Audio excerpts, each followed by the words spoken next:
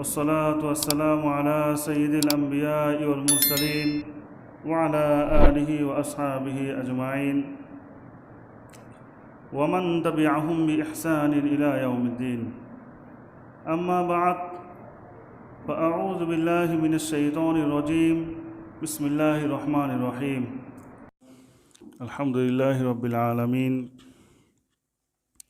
والصلاة والسلام على سيد الأنبياء والمرسلين وعلى آله وأصحابه أجمعين ومن تبعهم بإحسان إلى يوم الدين. أما بعد، فأعوذ بالله من الشيطان الرجيم. بسم الله الرحمن الرحيم. وقرن في بيوتكن ولا تبرجن تبرج الجاهلية.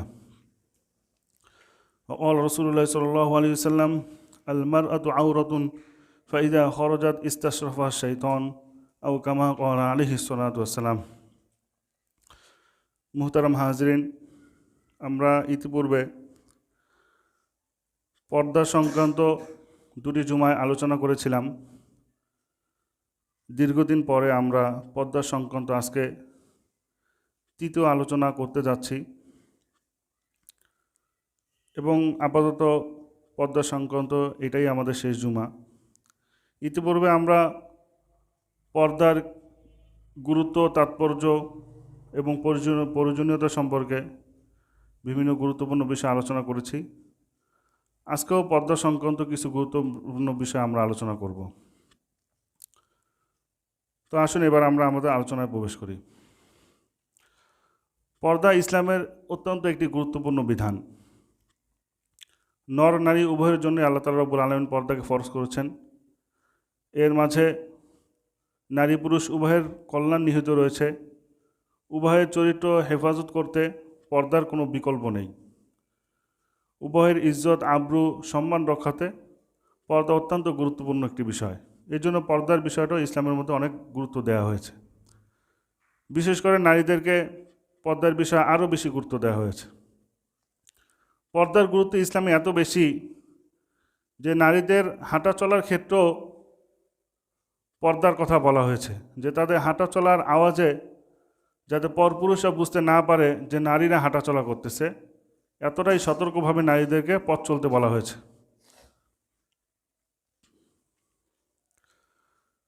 আল্লাহ তাআলা রব্বুল আলামিন সূরা নূরের 31 নম্বর আয়াতে বলতেছেন: ওয়ালা ইয়াদরিবুনা বিআরজুলিহিন্না লিয়ুলামা মা ইউখফিনা মিন যিনাতিহিন, যে নারীরা যেন তাদের পা এমনভাবে মাটিতে না ফেলে যে তাদের গোপন সাজসজ্জা সম্পর্কে মানুষ জানতে পারে বা প্রকাশিত হয়ে যায়। এ আয়াতে শানে নুজুল সম্পর্কে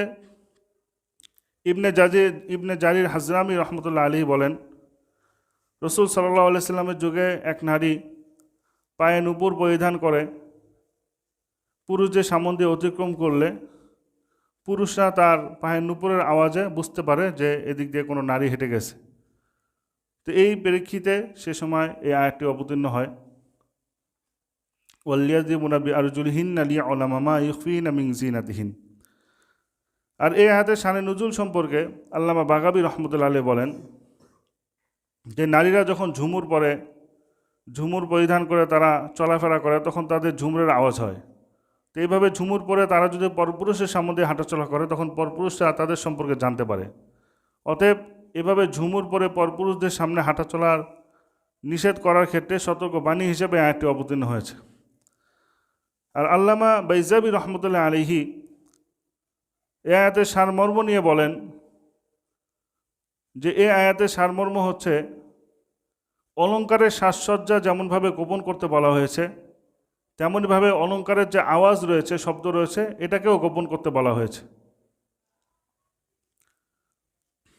মোট কথা, পর্দা সংক্রান্ত যাবতীয় যতগুলো বিধান রয়েছে কোরআন হাদিসের মধ্যে, এর মূল কথা হচ্ছে নারী পুরুষের মধ্যে একটা নিরাপদ দূরত্ব বজায় রাখা, একটা নিরাপদ দূরত্ব তৈরি করা, যাতে অবৈধ সম্পর্কগুলো থেকে মানুষ দূরে থাকতে পারে।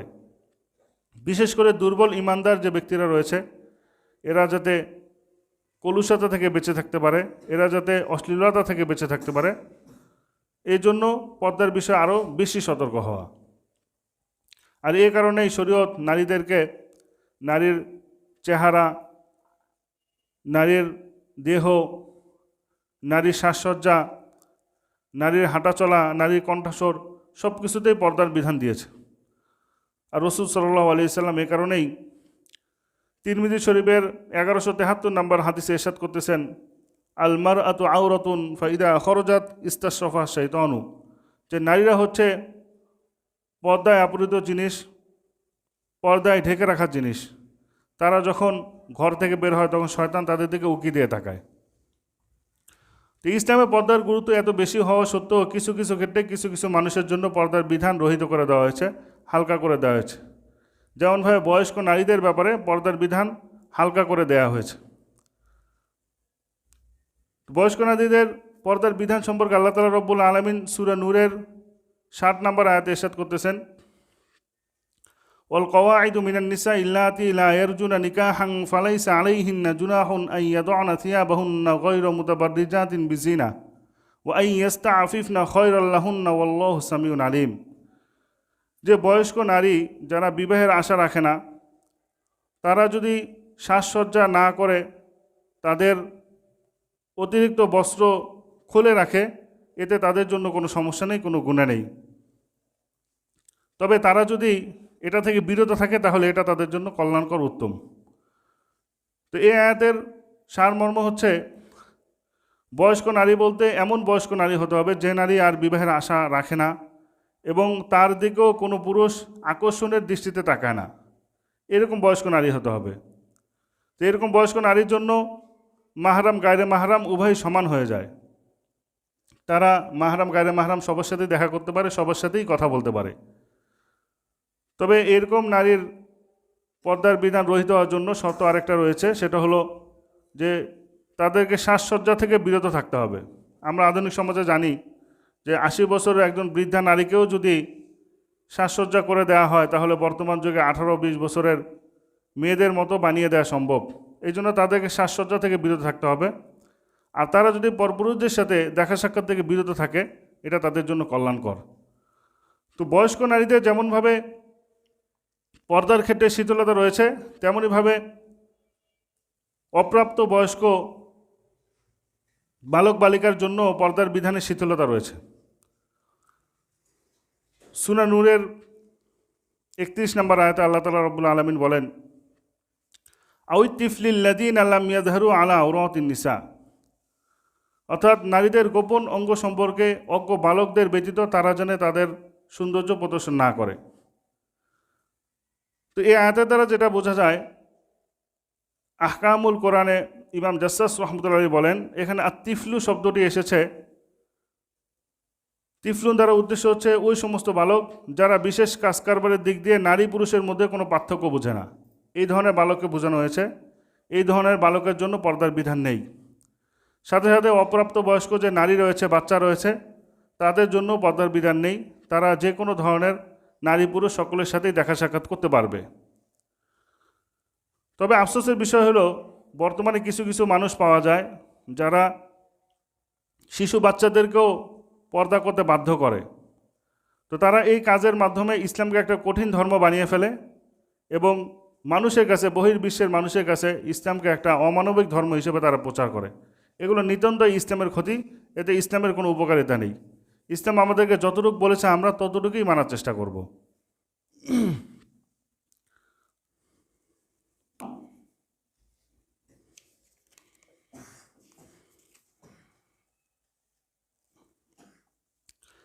এখন আমাদের সমাজে এরকম অনেকে আছে যারা মসজিদে এসে নামাজ পড়েন, জামাত ছাড়া তারা নামাজ পড়েন না, হালাল হারামের ক্ষেত্রে অত্যন্ত বেঁচে চলেন, নামাজ, রোজা, হজ, জাকাত, কোরবানি ইত্যাদি সব কিছুতেই তারা সকলের চাইতে এগিয়ে। অর্থাৎ দিনদারির ক্ষেত্রে তারা সব দিক দিয়ে এগিয়ে দেখা যায়। দিনের শরীয়তের কাজগুলোকে ইহতেমামের সাথে পালন করেন, তাদেরকে ধার্মিক হিসাবে মানুষ চিনে। কিন্তু এদের মধ্যে কিছু লোক এরকম রয়েছে যারা পর্দার বিধানকে ফলো করেন না, পর্দা মানেন না, এমনকি পর্দার বিধানটা বুঝারও চেষ্টা করেন না। এদেরকে বুঝালে সর্বশেষ পর্যন্ত এরা গিয়ে বলে আমাদের পক্ষে কি আর সব কিছু মানা সম্ভব, এভাবে করে তারা কথা উড়িয়ে দেয়।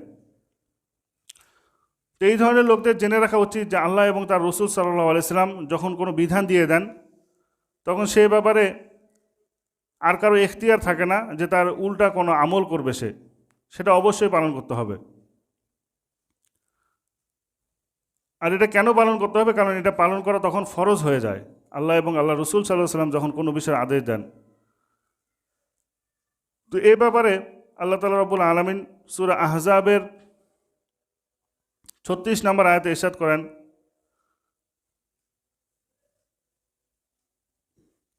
ওমা কানা লিমুমিনিন ওয়ালা মুমিনাতিন ইযা কাযাল্লাহু ওয়া রাসূলুহু আমরান আন ইয়াকুনা লাহুমুল খিয়ারাতু মিন আমরিহিম ওয়া মান ইয়াসিল্লাহু ওয়া রাসূলাহু ফাকাদ যাল্লা যালালাম বাঈদা। যে আল্লাহ এবং আল্লাহ রসুল সাল্লাল্লাহু আলাইহি সাল্লাম যখন কোনো কাজের আদেশ দেন তখন কোনো ঈমানদার, কোনো মুমিন নর নারীর জন্য আর এখতিয়ার থাকে না যে তারা তার বিপরীতে গিয়ে কোনো কাজ করবে। কেউ যদি আল্লাহ এবং তার রসুলের আদেশের বাহিরে কোনো কাজ করে তাহলে সে দূর দূরান্ত থেকে পথভ্রষ্ট হয়ে যাবে। তো এই আয়াতের দ্বারা আমরা যেটা বুঝতে পারি যে কোরআন, হাদিস, আল্লাহ এবং রসুল সাল্লাল্লাহু আলাইহি সাল্লাম এবং ইসলামী শরীয়ত আমাদেরকে যে বিধান দিয়েছে, যে আদেশ দিয়েছে, সেটা আমাদেরকে অবশ্যই পালন করতে হবে। এর বাইরে যাওয়ার কোনো সুযোগ নেই। এবং এর দ্বারা আমরা এটাও বুঝি যে অনেকে অনেক সময় পর্দা সংক্রান্ত বিষয়ে ঠাট্টা বিদ্রূপ করে, অনেক ধরনের কথা বলে থাকে, হাসি তামাশা করে থাকে। এই ধরনের হাসি তামাশা একেবারেই করা যাবে না। যদি তারপরেও কেউ হাসি তামাশা করে পর্দার বিধান নিয়ে, তাহলে বুঝতে হবে সে ইসলামের শত্রু, সে দ্বীনের শত্রু, সে মুসলমানদের শত্রু, সে আল্লাহ এবং রসুলের শত্রু। ইসলামে পর্দার গুরুত্ব অত্যন্ত বেশি।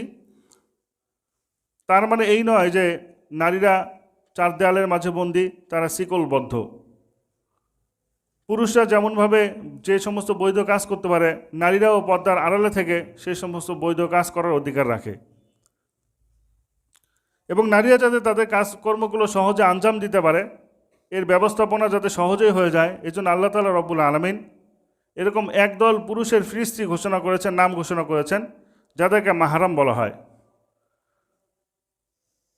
মাহরাম হচ্ছে ওই ধরনের পুরুষ যাদের স্বভাব চরিত্রকে আল্লাহ তাআলা রব্বুল আলামিন এমন করে বানিয়েছেন যে তারা স্বভাবগতভাবেই এই সমস্ত নারীর চরিত্রকে হেফাজত করে, তাদের সতীত্বকে হেফাজত করে। এই পুরুষদের থেকে ওই নারীদের কোনো ক্ষয়ক্ষতির আশঙ্কা থাকে না। আর ফিকহের ভাষায় মাহরাম বলা হয় ওই সমস্ত পুরুষদেরকে যাদের সাথে নারীদের দেখা সাক্ষাৎ জায়েজ এবং তাদের সাথে চিরতরে বিবাহ হারাম, এদের সাথে কখনো বিবাহ বৈধ হয় না। তো এরা কারা? এদের ব্যাপারে আল্লাহ তাআলা রব্বুল আলামিন সূরা নূরের 31 নম্বর আয়াতে ঘোষণা করেছেন,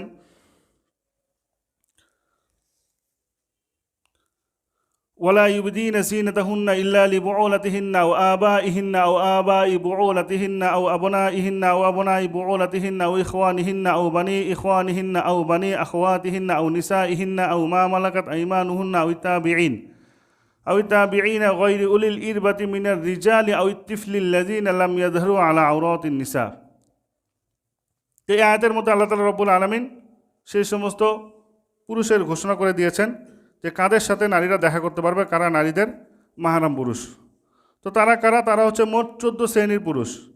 1 নম্বরে রয়েছে বাবা, 2 নম্বরে রয়েছে দাদা, 3 নম্বরে রয়েছে চাচা, 4 নম্বরে রয়েছে স্বামী, 5 নম্বরে রয়েছে শ্বশুর, 6 নম্বরে রয়েছে নানা, 7 নম্বরে রয়েছে মামা, 8 নম্বরে রয়েছে পুত্র, 9 নম্বরে রয়েছে ভাই, 10 নম্বরে ভাতিজা, 11 নম্বরে ভাগিনা, 12 নম্বরে ছেলের ঘরের নাতি এবং মেয়ের ঘরের নাতি, 13 নম্বরে দুগ্ধপোষ্য শিশু, 14 নম্বরে দুধ মাতার স্বামী। তো এই সমস্ত পুরুষদের সাথে নারীরা দেখা করতে পারবে। এদেরকে বলা হচ্ছে নারীদের জন্য মাহরাম পুরুষ। তো নারীদের জন্য যেমনভাবে মাহরাম পুরুষ রয়েছে, তেমনইভাবে পুরুষদের জন্যও রয়েছে মাহরাম নারী, যাদের সঙ্গে পুরুষরা দেখা সাক্ষাৎ করতে পারবে এবং তাদের সাথে পুরুষদের বিবাহটাই যা চিরতরে হারাম থাকবে। তো তারা কারা? তাদের সম্পর্কে আল্লাহ তাআলা রব্বুল আলামিন সূরা নিসা 23 নম্বর আয়াতে ইরশাদ করতেছেন, হুররিমাত আলাইকুম উম্মাহাতুকুম ওয়া বানাতুকুম ওয়া আখাওয়াতুকুম ওয়া আম্মাতুকুম ওয়া খালাতুকুম ওয়া বানাতুল আখি ওয়া বানাতুল উখতি ওয়া উম্মাহাতু নিসাইকুম আল্লাতী আরদানাকুম ওয়া উম্মাহাতু নিসাইকুম আল্লাতী আরদানাকুম ওয়া রাবাইবুকুম আল্লাতী ফি হুজুরিকুম মিন নিসাইকুম আল্লাতী দাখালতুম বিহিন ফাইন লাম তাকুনু দাখালতুম বিহিন্না ফালা জুনাহা আলাইকুম ওয়া হালাইলু আবনাইকুম আল্লাযীনা মিন আসলাবিকুম ওয়া আন তাজমাউ বাইনাল উখতাইনি ইল্লা মা ক্বাদ সালাফ। তো এখানে পুরুষদের জন্য ওই সমস্ত নারীদের নাম আল্লাহ তাআলা ঘোষণা করে দিয়েছেন যে সমস্ত নারীদের সাথে পুরুষরা দেখা করতে পারবে, এরা হচ্ছে পুরুষদের জন্য মাহরাম নারী। তো এরাও মোট 14 শ্রেণীর নারী। তো এদের মধ্যে 1 নম্বরে রয়েছে মা, 2 নম্বরে রয়েছে দাদি, 3 নম্বরে রয়েছে নানি, 4 নম্বরে রয়েছে শাশুড়ি, 5 নম্বরে রয়েছে মেয়ে, নাতনি, পুতনি, 6 নম্বরে রয়েছে আপন বোন, 7 নম্বরে রয়েছে ফুপো, 8 নম্বরে রয়েছে খালা, 9 নম্বরে রয়েছে ভাতিজি, 10 নম্বরে রয়েছে ভাগ্নি, 11 নম্বরে দুধ মা, 12 নম্বরে দুধ বোন, 13 নম্বরে স্ত্রীর দুগ্ধ পালিত মেয়ে, 14 নম্বরে ছেলের স্ত্রী বা পুত্রবধূ। তো এই হলো পুরুষদের জন্য মাহরাম নারী তালিকা। এদের সাথে পুরুষরা দেখা সাক্ষাৎ করতে পারবে এবং এদের সাথে পুরুষদের বিবাহটা এটা চিরতরে হারাম থাকবে। তো এদের সাথে দেখা সাক্ষাৎ বৈধ হলেও যাদের দেখা সাক্ষাৎ বৈধ তাদের সাথে পরিপূর্ণ পর্দা করতে হবে না, ঠিক আছে, কিন্তু তারপরেও শালীন পোশাক পরিধান করতে হবে। আজকে শালীন পোশাক না থাকার কারণে, খোলামেলা পোশাক পরার কারণে আজকে ঘরে অবস্থান করার পরও আজকে নারীরা নিরাপত্তাহীনতার মধ্যে ভুগতেছে। নিকট আত্মীয়দের দ্বারা তারা অনেক সময় যৌন হয়রানির শিকার হয়ে যাচ্ছে।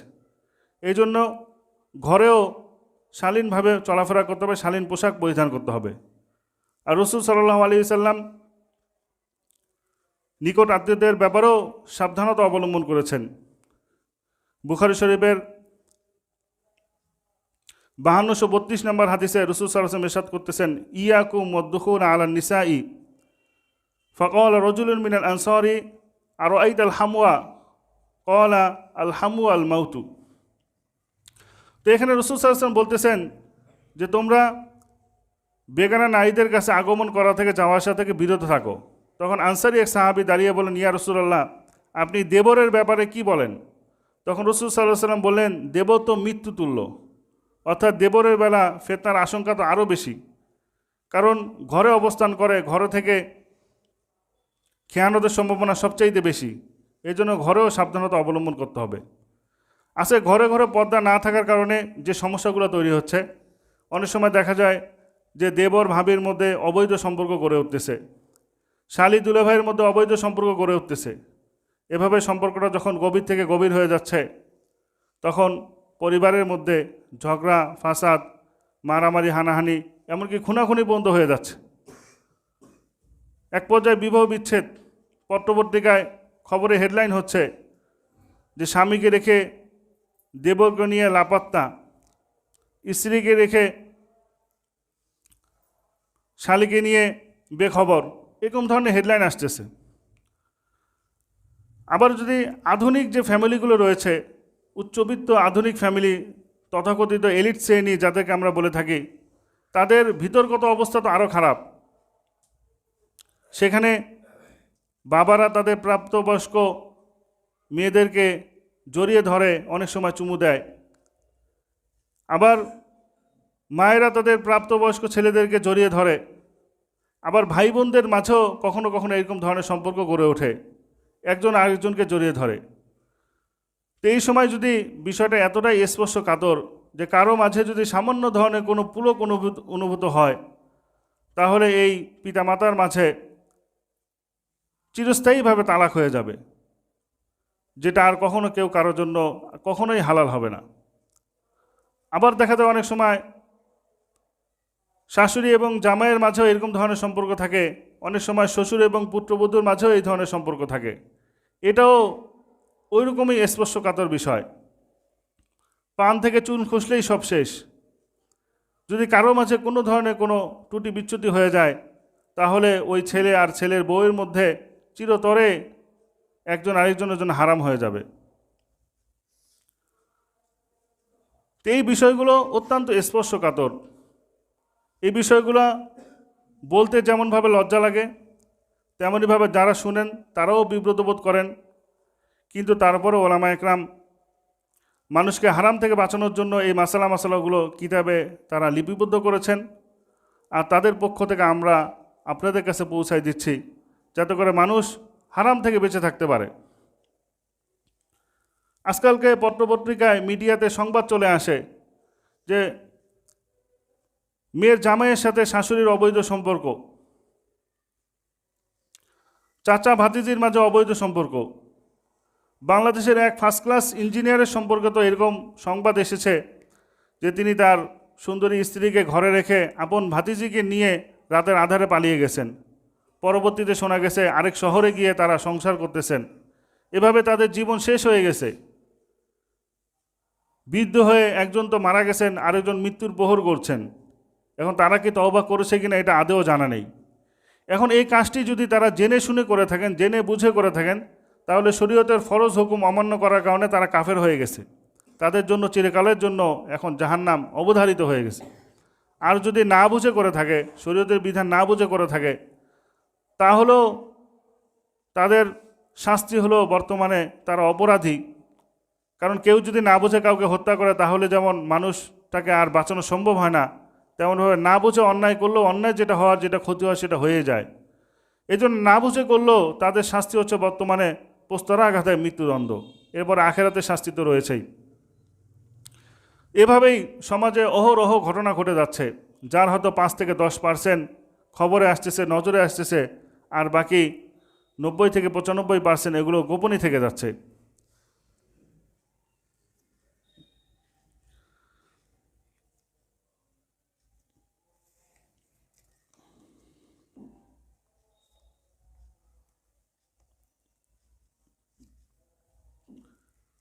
আল্লাহ তাআলা এই নারী পুরুষকে সৃষ্টি করেছেন একজন আরেকজনের সুখের সামগ্রী হিসাবে, একজন আরেকজনের জন্য রহমত স্বরূপ। এর পাশাপাশি অর্থে রাসূল সাল্লাল্লাহু আলাইহি সাল্লামের একটি হাদিস বর্ণিত হয়েছে মুসলিম শরীফের 1467 নম্বর হাদিস। রাসূল সাল্লাল্লাহু আলাইহি সাল্লাম ইরশাদ করেন, আদ-দুনিয়া কুল্লুহা মাতা ও খয়রু মাতা আইদ-দুনিয়া আল মারাদুস সলিহা, যে এই দুনিয়াটা পুরোটাই সম্পদ, এই সম্পদের মধ্যে সবচেয়ে উত্তম সম্পদ হচ্ছে নেককার স্ত্রী। অর্থাৎ একজন পুরুষের জন্য সবচেয়ে বড় সম্পদ হচ্ছে নেককার স্ত্রী। একজন পুরুষ দুনিয়ার কি পেল আর না পেল সেটা বড় বিষয় নয়, সবচাইতে বড় বিষয় হলো সে যদি একটা নেককার স্ত্রী পায়, একটা দিনদার স্ত্রী পায়, তাহলে সে দুনিয়ার মধ্যে সে কোনো ছোট ব্যক্তি নয়, দুনিয়ার মধ্যে সে একজন বড় ব্যক্তি যে দুনিয়ার নিয়ামত পেয়ে গেছে। ঠিক তেমনইভাবে একজন নারীর জন্য তার স্বামী হচ্ছে দুনিয়ার সবচাইতে বড় সম্পদ।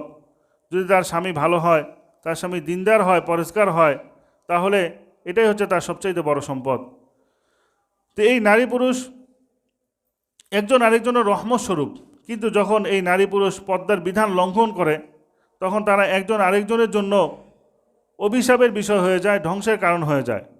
হাদিসে বর্ণিত আছে যে দুজন ফেরেশতা প্রতিদিন এই মর্মে ঘোষণা দেয় যে নারীদের কারণে পুরুষরা ধ্বংস হয়ে গেল এবং পুরুষদের কারণে নারীরা ধ্বংস হয়ে গেল। এর কাছাকাছি অর্থে রাসূল সাল্লাল্লাহু আলাইহি সাল্লামের থেকে আরেকটি হাদিস বর্ণিত আছে মুসলিম শরীফের 1740 নম্বর হাদিস। রাসূল সাল্লাল্লাহু আলাইহি ওয়াসাল্লাম ইরশাদ করেন, মা তারাকতু বাদি ফিতনাতান আদরু আলা রিজালি মিনান নিসাই, যে আমি আমার পরে পুরুষদের জন্য নারীদের চাইতে বড় কোনো ফিতনার বিষয় রেখে যাচ্ছি না। অর্থাৎ এক হাদিসে রাসূল সাল্লাল্লাহু আলাইহি ওয়াসাল্লাম বলতেছেন নারীরা হচ্ছে পুরুষদের জন্য সবচাইতে বড় সম্পদ, আবার আরেক হাদিসে বলতেছেন নারীরা হচ্ছে পুরুষদের জন্য সবচাইতে বড় ফিতনা। এর মানেটা কি? এর মানে হলো যখন নারী পুরুষ উভয়ে পর্দার বিধান মেনে চলবে তখন একজন আরেকজনের জন্য নিয়ামতের বিষয় হবে, রহমতের বিষয় হবে। আর যখন এই পর্দার বিধান লঙ্ঘন করবে তখন একজন আরেকজনের জন্য অভিশাপের বিষয় হবে, ধ্বংসের কারণ হবে। এই জন্য আমাদেরকে অবশ্যই পর্দার বিধানগুলো আমাদেরকে মেনে চলতে হবে। তো নারীরা, আমরা বর্তমানে যে কর্মজীবী নারীদেরকে দেখতেছি, এদের কর্মজীবনটা শুরু হয়েছিল আজ থেকে কয়েকশো বছর আগে, 1600 শতাব্দীর দিকে। ইউরোপে যে সময় শিল্প বিপ্লব ঘটে সেই সময়, ইউরোপে শিল্প বিপ্লবের সময় দুটি সমস্যা দেখা দেয়। এক নম্বরে হচ্ছে রুজি রোজগারের জন্য পুরুষদেরকে দূর দূরান্তে ছুটে যেতে হয়, আর দ্বিতীয় নম্বরে শিল্প বিপ্লবের ফলে মানুষের জীবন মান নিচুতে নামতে শুরু করে। তো পুরুষরা যখন ঘরবাড়ি ছেড়ে দূরে দূরে দূরে রুজি রোজগারের জন্য যেতে লাগলো, তখন তারা তাদের পরিবারের কাছে আসতো অনেক দিন পর পর তারা তাদের পরিবার পরিজনের সাথে দেখা সাক্ষাৎ করতে পারত। আবার জীবনমান নিচুতে নেমে যাওয়ার কারণে মানুষের ইনকাম কমে যায়, এতে সংসারের ভরণ পোষণ চালানো পুরুষদের জন্য কঠিন হয়ে যায়।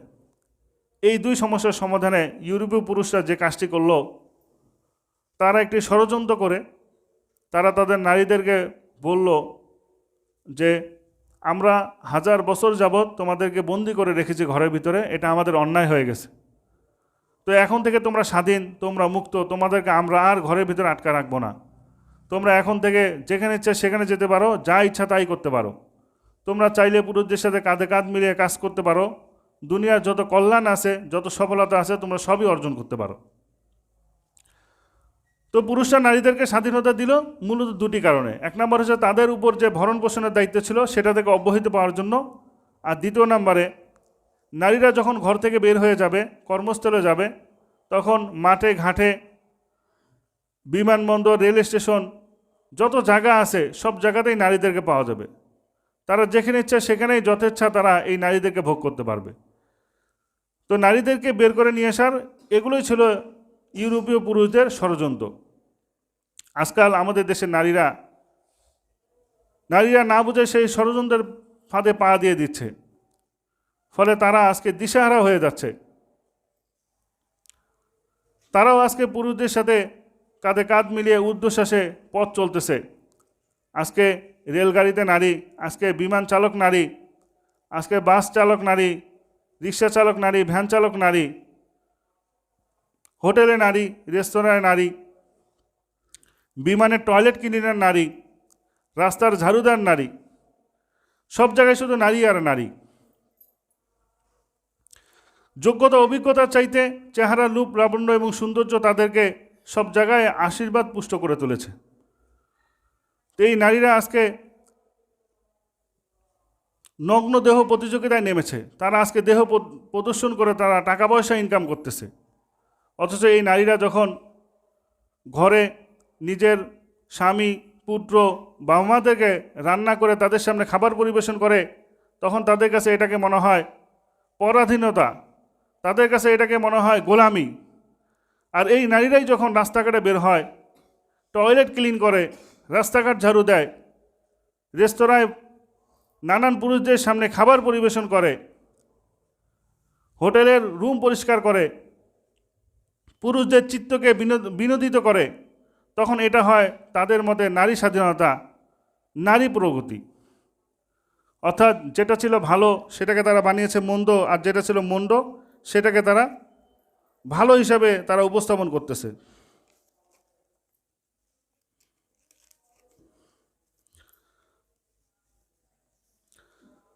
তো কর্মজীবী এই সমস্ত নারীদের কারণে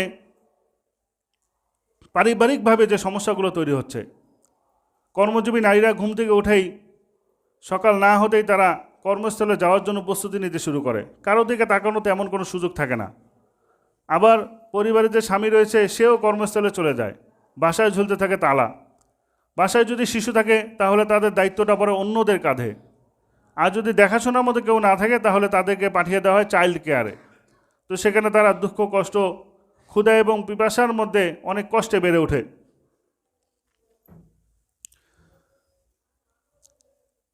তো কর্মজীবী এই নারীরা রুজি রোজগারের কারণে তারা যেহেতু বাইরে চলে যাচ্ছে, এ কারণে দেখা যায় স্বামীরা তাদের মায়া, মমতা, ভালোবাসা থেকে বঞ্চিত হচ্ছে। আরেকদিকে শিশুরাও তাদের মায়ের মায়া, মমতা, ভালোবাসা থেকে বঞ্চিত হচ্ছে। এভাবে করে যেমন কর্ম তেমন ফল একটা কথা রয়েছে। এই শিশুরা যখন কষ্ট করে আস্তে আস্তে বড় হচ্ছে, দিন দিন পাষণ্ড হয়ে যাচ্ছে। আর এই মা বাবাই যখন একটু বয়স হয়ে যাচ্ছে, তখন এই শিশুরা তাদেরকে আর ঘরে রাখতেছে না, তাদেরকে বৃদ্ধাশ্রমে রেখে আসতেছে। আর তাদের কি পরিমাণ কষ্ট সেটা বলাই বাহুল্য। ঈদের দিন পর্যন্ত সন্তানরা তাদের এই মা বাবার খোঁজ নিতে যায় না। কর্মজীবী এই নারীরা সারাদিন যখন কর্ম করে বাসায় ফিরে, তখন তাদের শরীর ক্লান্ত। তারা বিছানায় তাদের শরীরকে এলিয়ে দেয়, কারো দিকে তাকানোর মতো তাদের সুযোগ থাকে না। এদিকে স্বামী বেচারাও যখন বাসায় ফিরে, তখন তারও শরীর ক্লান্ত, তার দিকে এক গ্লাস পানি এগিয়ে দেওয়ার মতো কেউ থাকে না, কারণ দুজনেই ক্লান্ত থাকার কারণে দুজনের মেজাজেই গরম, দুজনের মেজাজই খিটখিটে, কথা বললে মনে হয় ঝগড়া করতেছে। তো এইভাবে কথা বলতে বলতে কথা কাটাকাটি, এক পর্যায়ে ঝগড়া, মারামারি, এরপরে এক পর্যায়ে গিয়ে দেখা যায় তালাক বিচ্ছেদ হয়ে যায়। এভাবেই আজকে নারীরা অর্থনৈতিকভাবে স্বাবলম্বী হতে গিয়ে সংসার নামক যে সুখের নীড়টা রয়েছে সেটা ভেঙে তছনছ হয়ে যাচ্ছে। বাংলাদেশের এক উচ্চতর জরিপে দেখা গেছে 2016 সালে ঢাকা দক্ষিণ সিটি এবং উত্তর সিটিতে যতগুলো বিবাহ বিচ্ছেদের ফরম জমা পড়েছে এর মধ্যে 70% বেশি হচ্ছে নারীদের পক্ষ থেকে এসেছে। আর এর মাঝেও আবার অধিকাংশ আবেদনই করেছে কর্মজীবী নারীরা।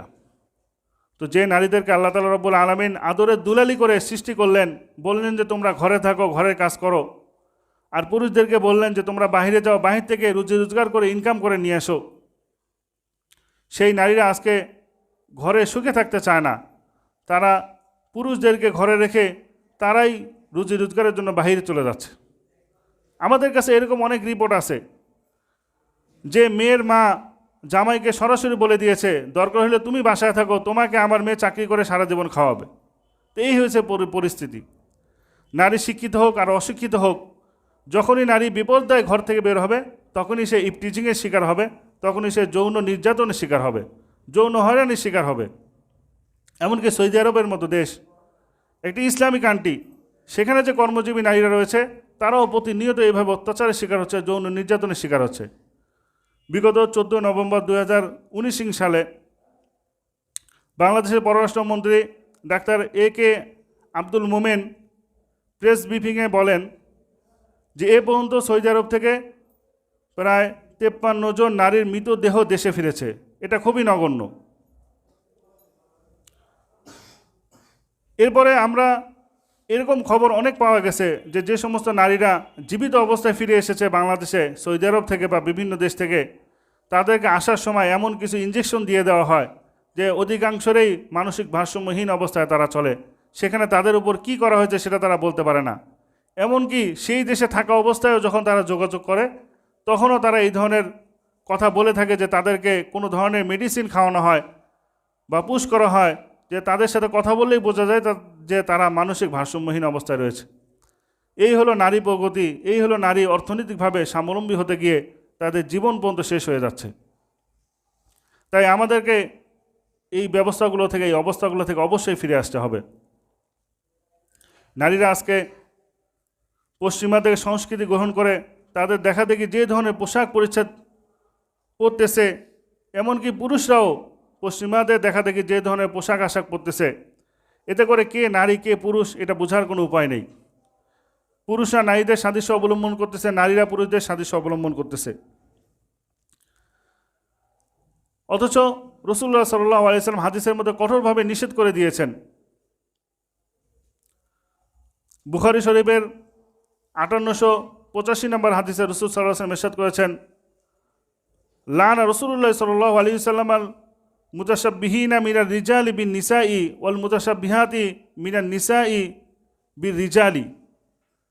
রাসূল সাল্লাল্লাহু আলাইহি ওয়াসাল্লাম হাদিসের মধ্যে স্পষ্ট ভাষায় লানত করেছেন, অভিসম্পাদ দিয়েছেন ওই সমস্ত পুরুষদের প্রতি যারা পুরুষ হয়েও নারীদের সাদৃশ্যতা অবলম্বন করে, এবং ওই ধরনের নারীদের প্রতি অভিসম্পাদ করেছেন যারা নারী হয়ে পুরুষদের বেশভূষা অবলম্বন করে।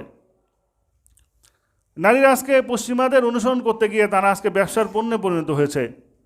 তারা অর্থের লোভে নগ্নতার প্রতিযোগিতায় নেমেছে, আর এগুলোর নাম দিয়েছে তারা স্বল্প পোশাক, স্বল্পভূষণ, সংক্ষিপ্ত পোশাক, খোলামেলা পোশাক, যেগুলোর মূলেই রয়েছে নগ্ন দেহ প্রদর্শন। আর এই নগ্ন দেহ প্রদর্শন এটা হচ্ছে কিয়ামতের একটি বড় আলামত। রাসূলুল্লাহ সাল্লাল্লাহু আলাইহি ওয়াসাল্লাম মুসলিম শরীফের 2128 নম্বর হাদিসে ইরশাদ করেন,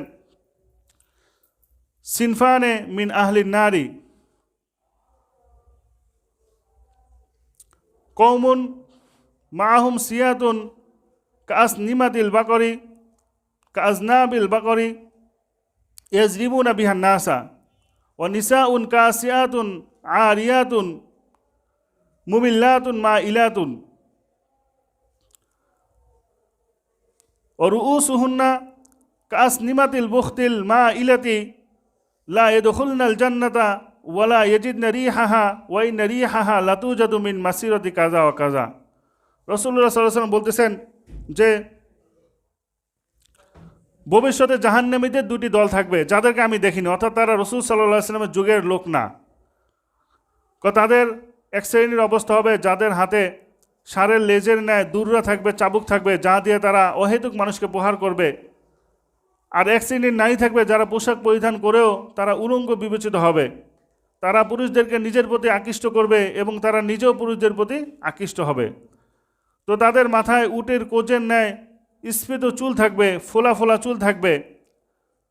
তারা জান্নাতে তো প্রবেশ করতেই পারবে না, এমনকি তারা জান্নাতে সুঘ্রাণও পাবে না। অথচ জান্নাতে সুঘ্রাণ, জান্নাতে ঘ্রাণ এটা অনেক দূর দূরান্ত থেকেও পাওয়া যায়। যাই হোক, পর্দা সংক্রান্ত আমাদের আলোচনার সারমর্ম যেটা, সেটা হলো এখনও সময় আছে, এখনও পশ্চিম দিক থেকে সূর্য ওঠেনি, এখনও দাব্বাতুল আরদ প্রকাশ পায়নি, এখনও ঈসা আলাইহিস সালাম আসেনি, এখনও দাজ্জাল প্রকাশ পায়নি। অতএব আমাদের হাতে এখনও সময় রয়েছে, এখনও তওবা করার সুযোগ রয়েছে। আল্লাহ তাআলা রব্বুল আলামিন সূরা জুমারের 53 নম্বর আয়াতে ইরশাদ করতেছেন, কুল ইয়া ইবাদিয়াল্লাযীনা আসরাফু আলা আনফুসিহিম লা তাকুনাতু মির রাহমাতিল্লাহ। বলে দিন, হে আমার বান্দারা, যারা জুলুম অত্যাচার করে নিজেদের প্রতি জুলুম করেছো, আমার আদেশ অমান্য করেছো, তারা আমার রহমত থেকে নিরাশ হও না। অতএব আল্লাহ তাআলার রহমত এখনও রয়েছে। আমরা আল্লাহ তাআলার কাছে তওবা করলে আল্লাহ তাআলা অবশ্যই আমাদেরকে ক্ষমা করবেন। শুকরিয়া জানাই ওলামা একরামের প্রতি যারা নিরলসভাবে প্রচেষ্টা করেছেন। তাবলিগ জামাত, বড় বড় হক্কানি পীর মাশায়েখ এবং ইসলামী বাংলাদেশে অনেক সংগঠন রয়েছে যারা এই পর্দার ব্যাপারে নিরলসভাবে কাজ করে যাচ্ছেন। তাদের এই কাজের ফলশ্রুতিতে আজকে নারীরা পর্দার বিষয়গুলো বুঝতে পেরেছে, অনেকেই পর্দা করতেছেন। আজকে মার্কেট, ব্যাংক, বিমা, বিভিন্ন অফিসের মধ্যে নামাজের ব্যবস্থা করেছে নারীরা চাইলেই সেখানে নামাজ কালাম পড়তে পারে। এবং তাদের এই সমস্ত কার্যক্রমের ফলে দেখা গেছে মিডিয়া জগতের মানুষ পর্যন্ত আজকে ইসলামের পথে ফিরে আসতেছে। অনেক নায়ক নায়িকা, গায়ক গায়িকা, স্বনামধন্য মিডিয়া ব্যক্তিত্ব, তারা আজকে সব কিছু ছেড়ে দিয়ে দুনিয়াকে জলাঞ্জলি দিয়ে তারা ইসলামের পথে ফিরে আসতেছে। তো আমরা আল্লাহ তাআলার কাছে দোয়া করবো, আল্লাহ তাআলা রব্বুল আলামিন আমাদের সকলকে হেদায়েত দান করুন এবং নারী পুরুষ উভয়কেই পর্দার বিধান মেনে চলার তৌফিক দান করুন। ওয়া আখিরু দাওয়ানা আনিল হামদুলিল্লাহি রাব্বিল আলামিন। যারা